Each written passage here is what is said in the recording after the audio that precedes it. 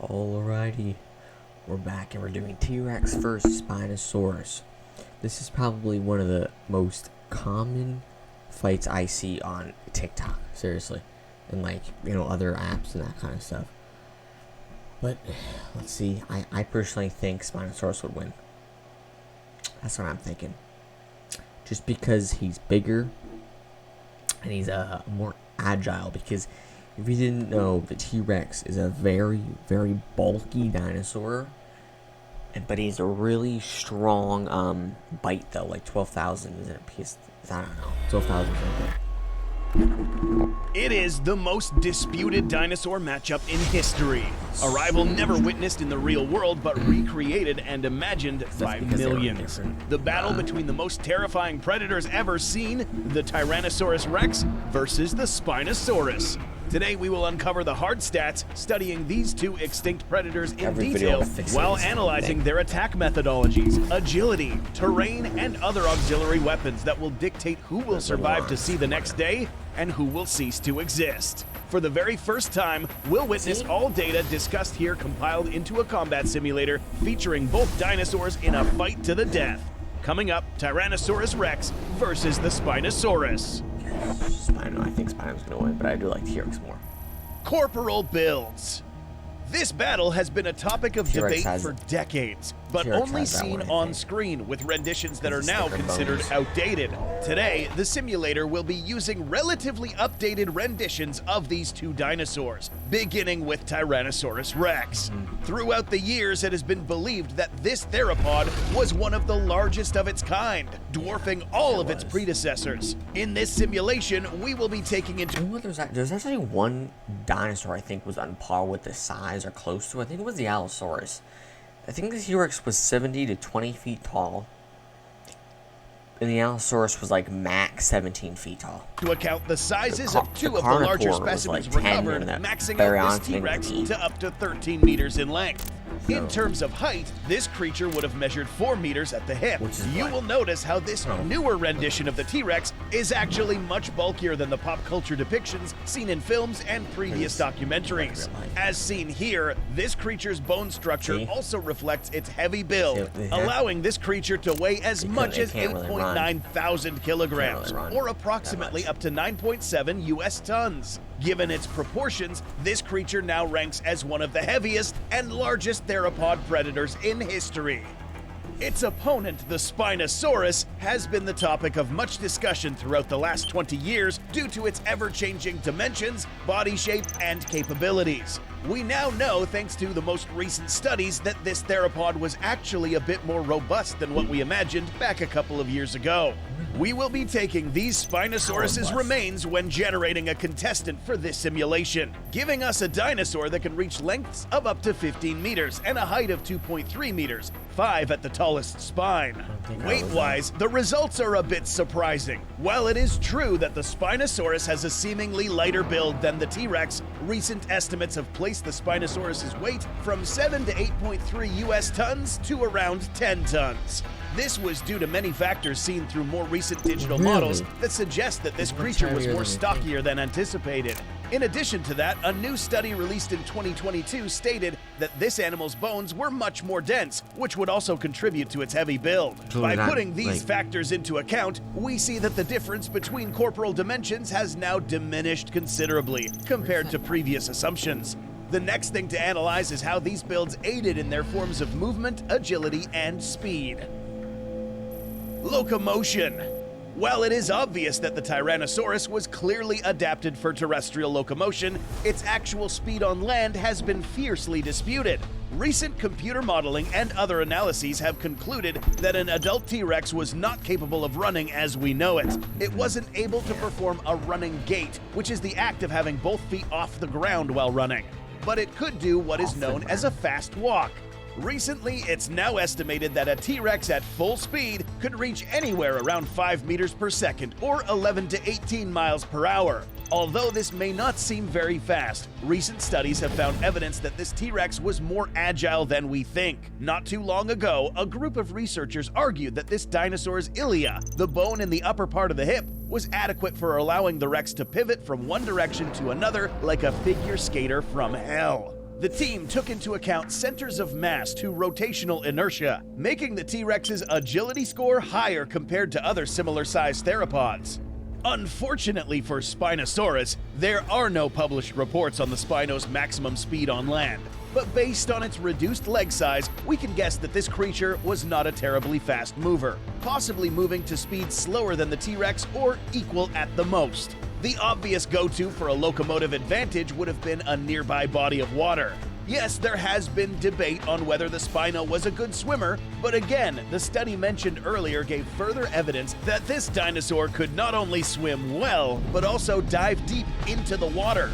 This dinosaur was said to have osteosclerosis, which is a condition of having denser, bony material. This was also accompanied by possible pachyostosis, which is the thickening of certain bones. Apart from being able to submerge itself, this animal's tadpole paddle-like tail was evidence that this animal could move through an aquatic environment and capable of exerting 8 times the force of other theropods. But what about the T-Rex? New evidence discovered by Scott Persons and team suggested that this animal could in fact travel by water from time to time thanks to claw marks on a riverbed that were 50 feet apart from each other.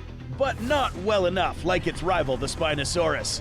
Now that we know how these creatures move, let's quickly go over how well these things can stay upright. Stability. Getting tipped over in a fight with dinosaurs of these dimensions could be fatal. By observing both of these creatures' centers of gravity, we find that the T-Rex's was located in a much higher position than the Spinosaurus. Proportionally, this means that the Spino does indeed have a wider stance thanks to its shorter legs and auxiliary front limbs.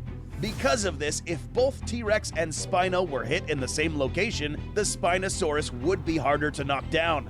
Not to mention that recent observations also suggested that this Spinosaurus could rear up on its hind legs and use its tail as a third limb for stability thanks to its closer proximity to the ground compared to the T-Rex. But which of these creatures would be intelligent enough to figure out these stabilizing intricacies? Intelligence. One thing to note is that intelligence is a very difficult thing to figure out for animals, especially extinct creatures. The best methods of studying this is with brain scans and analyses of their sensorial organs that would have been there. There has not been enough research to properly determine the intelligent quotients of Spinosaurus. The closest we are to understanding its brain capability is a study done on the neuroanatomy of Irritator challengeri, a relative of the Spinosaurus. Research shows that this animal's nervous system was adapted for picking up low-frequency sounds and special vertical head movements to sense and catch prey. That's all we know about the close relative of the Spinosaurus, but given that the Spino is armed with similar weaponry, we can assume that this creature had to understand how to use these effectively and with purpose. The T-Rex is another story. There are many studies done on determining the intelligence of this animal, many which find that the olfactory organs of the T-Rex were disproportionately enlarged. Another finding is that these creatures had binocular vision, capable of seeing almost 4 times better than the average human, and being able to see clearly for up to 6 kilometers. To understand its thinking processes better, the T-Rex was measured at 1.0 in the encephalization quotient, which is the same as a crocodile.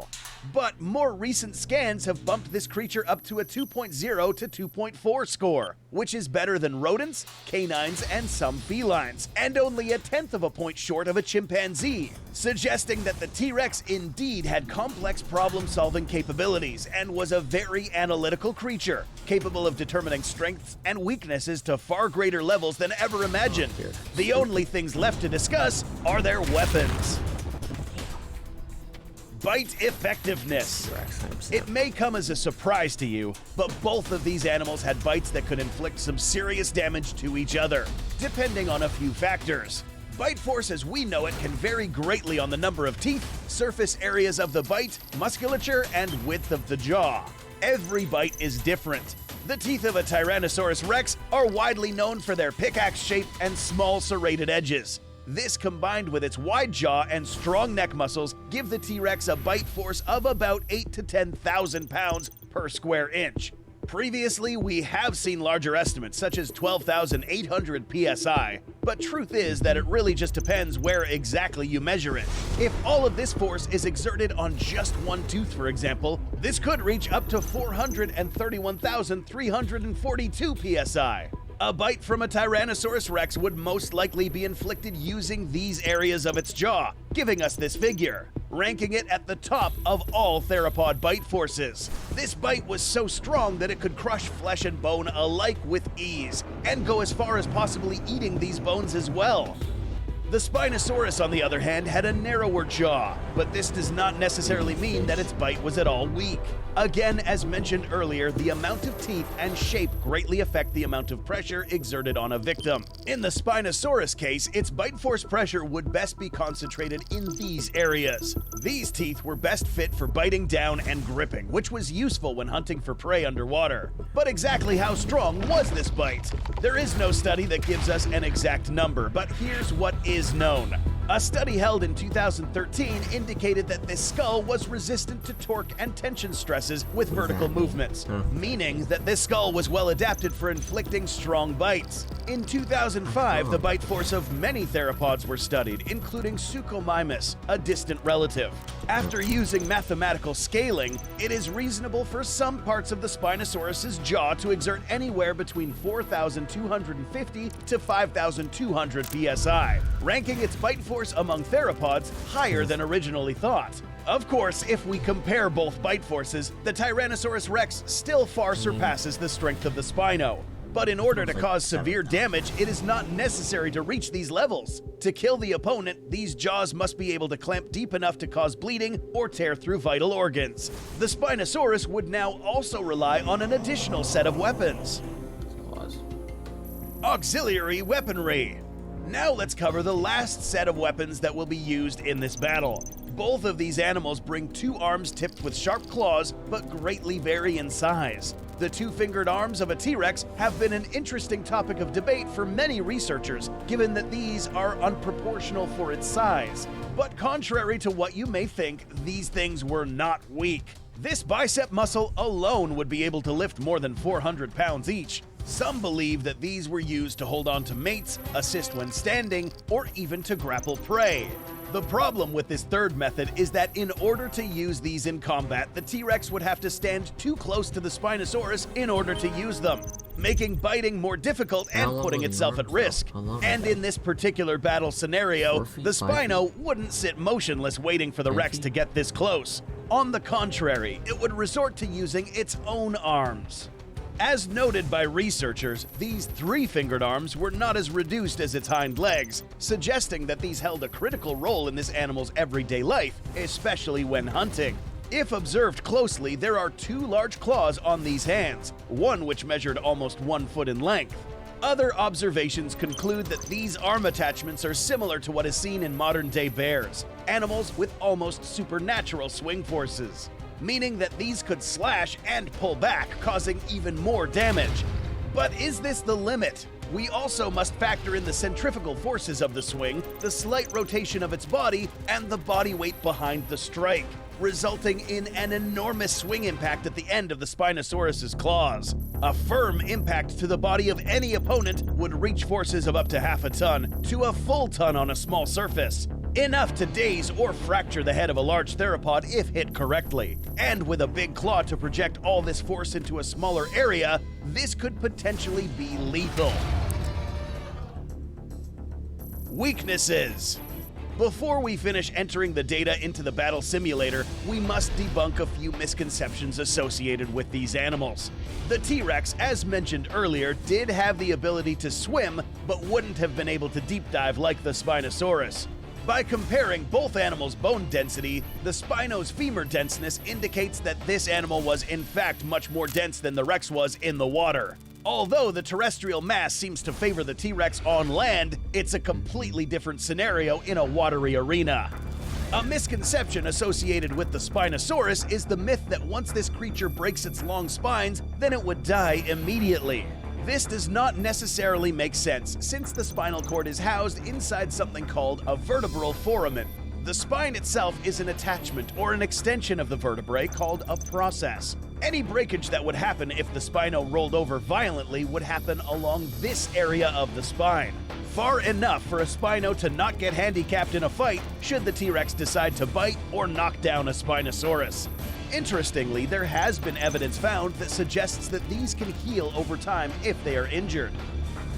According to the data that we have entered into the simulator, and given the types of creatures that will be opposing each other, there are two possible scenarios that could occur in a confrontation between the Spinosaurus and the T-Rex. Keep in mind that this confrontation would have never happened in the real world, since they lived in different time periods and different geographical locations.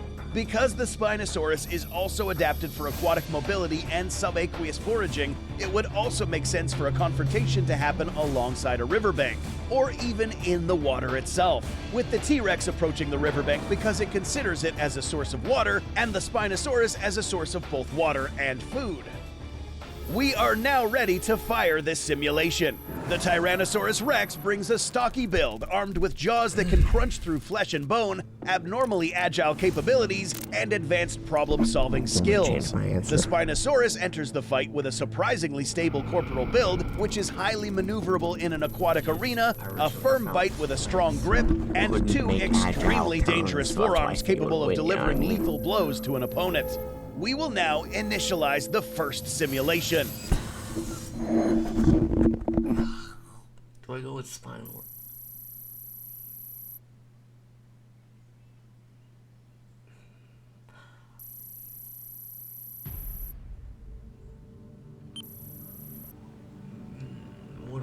I'm gonna go with T-Rex.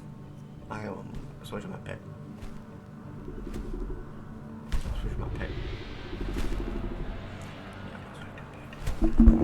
T-Rex in this one. T-Rex, I'm all my money on you. All my money on you.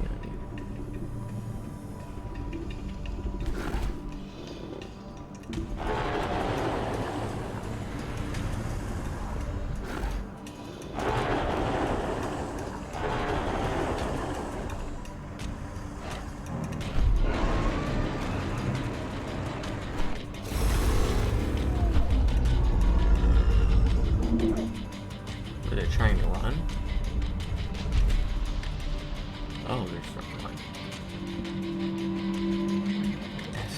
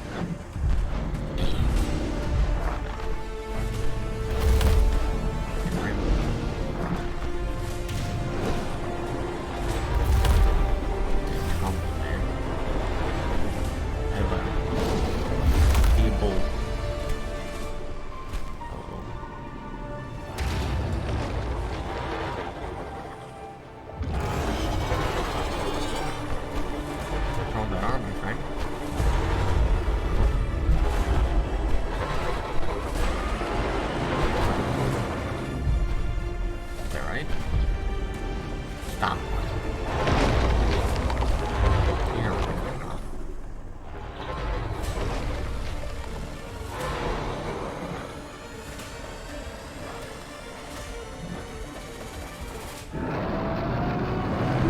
In this specific scenario, the Tyrannosaurus Rex pulls off a win. Given that this was 100% a fully terrestrial scenario, the Tyrannosaurus Rex held the edge when it came to ground locomotion. The next big factor in this simulation is that this T-Rex's problem solving played a critical role in the victory of this dinosaur. While this T-Rex is built in such a way that it could withstand heavy damage, the Spinosaurus was able to land more hits in the initial part of this fight thanks to its superior forearm range. Upon already receiving heavy blows, an intelligent predator like the T-Rex would understand that getting rid of this weapon would be critical if he were to get out of this one alive. Which is why this animal went for the arm, and with its immense bite force and strong neck muscles, the Rex was able to critically injure this Spinosaurus. While trying to retreat to the safety of the river, the T-Rex now knocks the Spinosaurus down on the opposite side of its body against the side that is no longer capable of holding itself. And with a definitive bite to the neck, it ends the Spinosaurus. But what if this battle happened in the water? In this scenario, the T-Rex sees a Spinosaurus for the first time and has no idea that this creature is more dangerous in this aquatic medium. Spinosaurus, being the better swimmer, positions in a way that allows it to injure the T-Rex repeatedly. Seeing it is outmaneuvered in the water, a Tyrannosaurus Rex would most likely want to retreat to its preferred terrestrial habitat. Weakened and injured, the Tyrannosaurus Rex would most likely lose this fight. Given the density of the Spinosaurus, another likely outcome would be the Spinosaurus's more dense body aiding in sinking the T-Rex in deeper water, where the T-Rex would most likely be completely out of its element and consequently die. On land, the T-Rex will hold its crown as the most powerful meat-eater of all time, thanks to its ability to leverage its problem-solving skills and knowing how to use its weapons effectively. But even the strongest can fail when placed out of their element. Both of these creatures are without a doubt marvels of the natural world. And although these creatures never saw each other, we know for certain this would have been one of the most epic clashes in the animal kingdom ever seen in history. Special thanks to all the folks who helped us to bring this mini documentary to reality, especially our excellent team of animators, researchers, and our patrons who were aware of this project many months.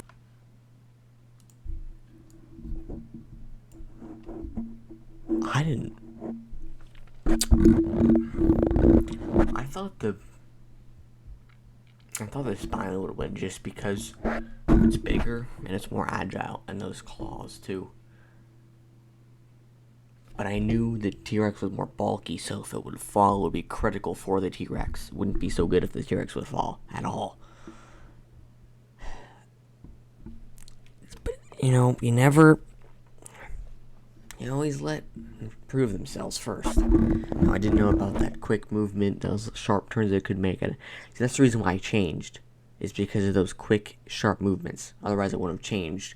Because think of it, Spino could come around the back, bite on the tail, and then, thrust them down, and then there you go. There's Spino 1. But I never knew about those quick turns to put it back on track. I'm just, that's it, though. In the end, T-Rex won. It's basically a 50-50 because, Spino wins water, T-Rex wins land. But hope you enjoyed. And like I said, there's not just going to be paranormal. There's going to be other videos included. Maybe next time, Megalodon, Sasquatch, this, that, a little bit more. You know what I mean? But hope you enjoyed. And have a good tomorrow because I'm recording this at like 11 at night p.m. So have a good rest of your night. Stay safe. Don't get COVID. Don't do any of that. Stay safe and have a good night.